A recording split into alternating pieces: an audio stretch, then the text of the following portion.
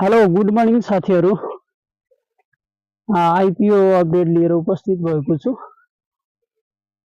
सोफान pharmaceuticals लिमिटेडको आइपिओमा आवेदन दिने आज अन्तिम दिन रहेको छ। तपाईहरुले यस कम्पनीको आइपिओमा आवेदन दिनुभयो कि भएन कमेन्ट गर्नु होला।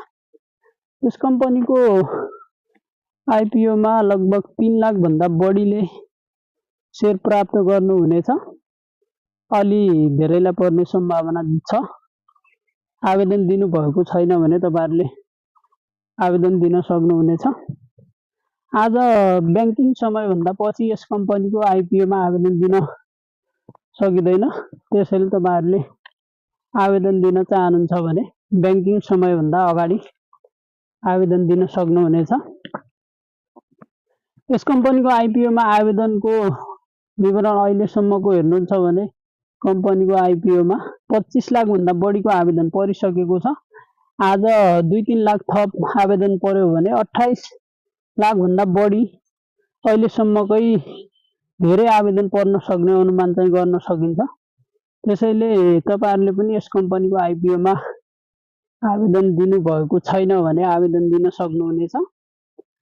अब यस कम्पनीको आइपिओ आज साँझ 5 बजेपछि बन्द हुनेछ र त्यसभन्दा पछि 1-2 हप्ता भन्दा पछि यस कम्पनीको आइपिओ रिजल्ट पनि निष्कासन हुनेछ।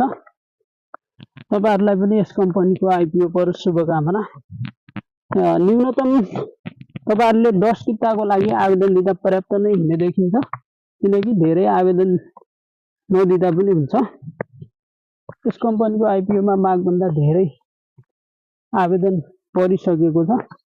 त्यसैले तपाईहरुले न्यूनतम 10 किताको लागि आवेदन दिँदा पर्याप्त हुने देखिन्छ। गोलापर्था मार्फत नै यस कम्पनीको आइपिओ बाँडफाँड हुनेछ।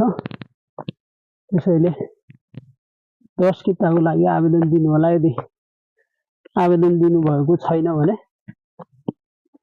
यदि आवेदन दिइसक्नु भएको छ भने तपाईको आवेदन भेरिफाई भयो कि भएन भनेर तपाईले चेक गर्न सक्नुहुनेछ। भेरिफाई भयो कि भएन भनेर चेक गर्नको लागि तपाईले मेरो शेयरलाई तपाईले लगइन गर्नु होला। त्यसपछि तपाईले करेन्ट स्ट्याटसमा हेर्न सक्नुहुन्छ। एप्लिकेसन रिपोर्टमा जानु होला। त्यसपछि एप्लिकेसन रिपोर्टमा गइसकेपछि तपाईको अलिकति तलतिर स्ट्याटस भन्ने एउटा अप्सनमा भेरिफाई अथवा अनभेरिफाइड रिजेक्ट भन्ने अप्सन तपाईले देख्न सक्नुहुनेछ। जसमा भेरिफाई भएको छ भने तपाई गोलापर्थामा सहभागी हुनुहुन्छ र आइपिओ पर्ने सम्भावना चाहिँ रहन्छ।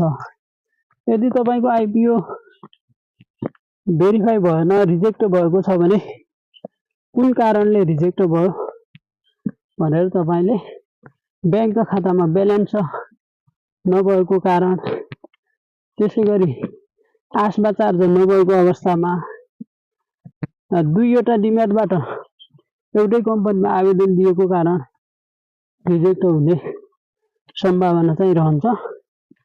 त्यतातिर पनि ध्यान दिनु होला। तपाईहरुलाई पनि यस कम्पनीको आइपिओ परोस् शुभकामना। अर्को भिडियोमा फेरि उपस्थित हुनेछु। नमस्कार, धन्यवाद।